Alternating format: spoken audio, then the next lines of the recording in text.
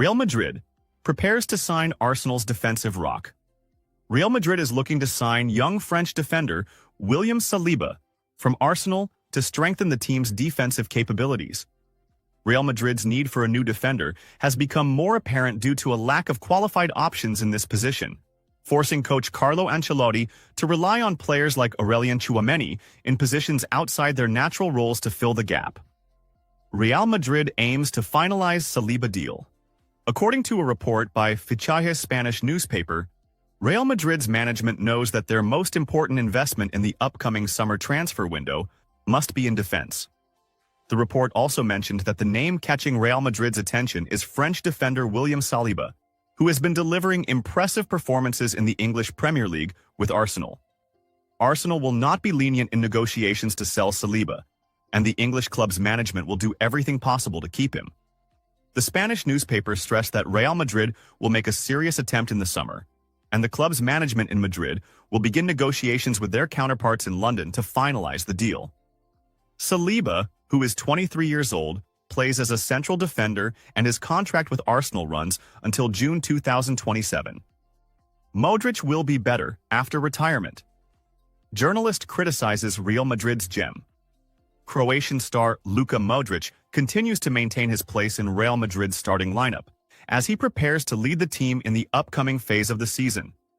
Despite his advancing age, the Croatian player still achieves impressive numbers, becoming the oldest player this season to score and regularly participate with the team, reflecting his consistency in delivering high performance.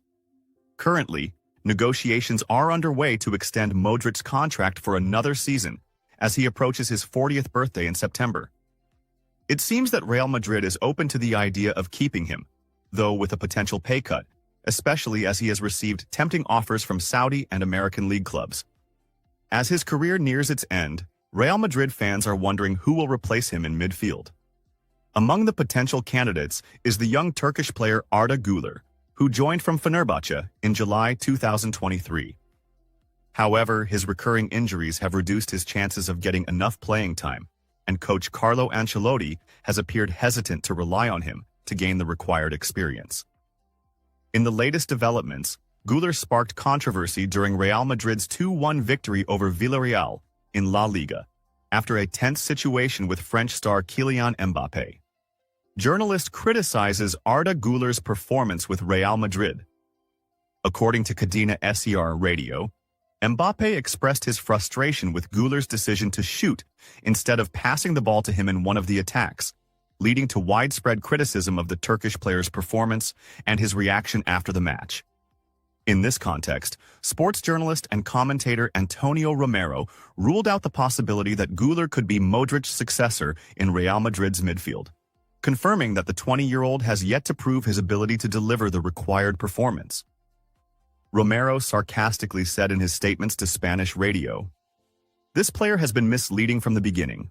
A lot of dazzling highlights and intense training, but he doesn't deliver the same performance in official matches." Is Vinicius Jr. leaving Real Madrid? The club sets a sale condition. The French website Tribuna revealed on Sunday that Real Madrid may be open to selling their Brazilian forward Vinicius Jr. if they receive an attractive offer. One of the Saudi clubs has reportedly contacted the Royal Club again after Real Madrid rejected an offer of €300 million during the last winter transfer window. Although Real Madrid had previously rejected offers to sell Vinicius, the situation may change if the player does not improve his performance in the upcoming matches. His recent performances have raised some questions within the team's dressing room, prompting the coaching staff to monitor him closely. The report also added that Vinicius has been involved in several off-field issues, which has raised concerns within the Real Madrid management, with some believing that the player may have lost focus on football. While no official decision has been made regarding his future yet, it seems that the Royal Club may be more open to selling the player if they receive a new offer of €300 million, which could be difficult to refuse this time. Urgent decision from the president of the Spanish Referees Committee in favor of Real Madrid. In a surprising comment, Luis Medina Cantalejo, the president of the Spanish Referees Committee, made statements regarding the controversial refereeing decision in the Villarreal versus Real Madrid match. The decision not to award a penalty to Real Madrid had sparked widespread debate among fans and analysts. Medina Cantalejo explained that the referee's decision not to penalize the handball was based on a literal interpretation of the laws. However, he also hinted that the decision was reviewable and that a different decision could have been made, considering the circumstances and the context of the situation. Medina Cantalejo: the referee's decision was based on the laws, but the head of the referees committee discussed the details of the situation, stating, "The law stipulates that when a player's arm is on the ground to support the body during a fall, a handball is not considered an offense. This is the basis on which the referee and the VAR referees made their decision. However, there is another factor to consider: the player's intention and the impact of the handball on the flow of the game. There is a big difference between a player falling naturally and a player deliberately throwing himself to prevent the ball from passing." Medina Cantalejo added that such situations often generate controversy because they fall into a gray area between what the law considers a natural position for the arm and an intentional attempt to block the ball. He emphasized that similar incidents this season were dealt with differently, where referees awarded penalties even when there wasn't a clear intent, due to the significant impact of the handball on the flow of play. He continued, "When we closely examine the footage, we see that the player was not in a typical fall position. He strategically threw himself to close the space. This is not a natural movement for a player trying to avoid a fall. It seems like a deliberate attempt to stop the ball from crossing. The question arises, should the VAR have intervened to review the situation? I believe the answer is yes. The role of VAR in controversial situations." Medina Cantalejo's criticism was not only directed at the main referee but also at the VAR officials, pointing out that they could have advised the referee to review the footage himself. He said, "VAR is not just for correcting obvious mistakes. It is also there to help the referee in situations that are open to interpretation. When there is a situation of such importance, in a match of this sensitivity, it is always better to have the main referee review the footage.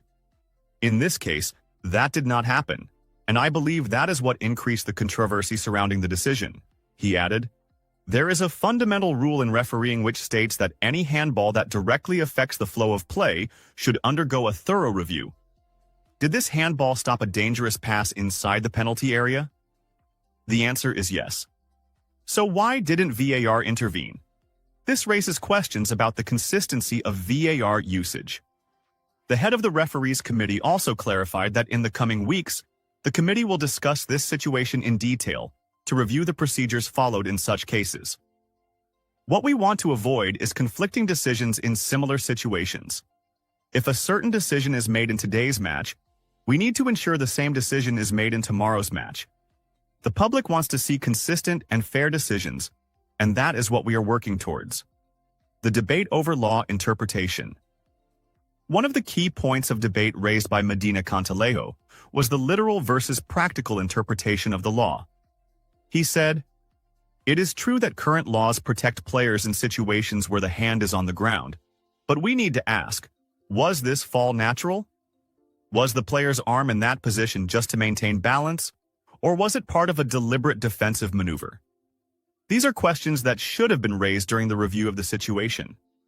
He also pointed out that some referees might interpret the situation differently if they watched it from multiple angles, explaining that some decisions cannot be black or white, but require deeper analysis. This is why we have VAR and why we have a referees committee to discuss such situations after matches. We need to ensure that the referee has all the tools necessary to make the correct decision on the field, not just rely on a rigid interpretation of the law. Conclusion. Medina Cantalejo's statements hinted that the decision could have been different, even if the referee followed the letter of the law. However, he also emphasized the need to review how laws are applied to ensure greater clarity and consistency. Ultimately, this situation will remain a topic of lengthy debate among fans and analysts and could serve as a starting point for broader refereeing reviews in La Liga in the coming period. Ancelotti makes his final decision regarding the change of the Joker's position. Spanish media reports have revealed the final decision of Italian coach Carlo Ancelotti, the head coach of Real Madrid, regarding the change in the position of midfielder Federico Valverde for the next season. Federico Valverde, the Real Madrid star, continues to confirm his importance in the team's lineup, as he has a clear impact on the field regardless of the position he occupies. Although he has been a key figure in the midfield for a long time, the lack of options in the right-back position has led coach Carlo Ancelotti to utilize him in that position on several occasions recently. Valverde's last match as a midfielder, before the recent Villarreal game, was over a month ago, reflecting the tactical change Ancelotti made to address the defensive shortage. A tactical dilemma for Ancelotti.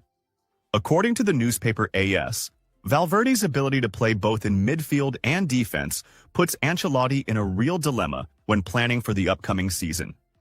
Although the Uruguayan player has proven to be a reliable defender, using him in the defensive line leaves a gap in midfield that is difficult to replace. On the other hand, relying on him in midfield leaves a gap in defense, especially with Lucas Vázquez's inconsistent performances at right-back.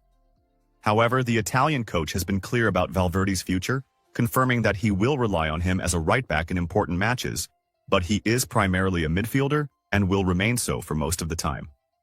Valverde's future at Real Madrid. In the long run, Real Madrid believes that Valverde should remain in midfield, and he is expected to return to his natural position once Dani Carvajal is fully recovered or a new right-back is signed. Despite the tactical challenges he faces, Valverde delivered an outstanding performance during the Villarreal match at La Ceramica, where he played the full 90 minutes, achieved an 83% passing accuracy, took one shot on goal, and won all 5 of his ground duels, highlighting his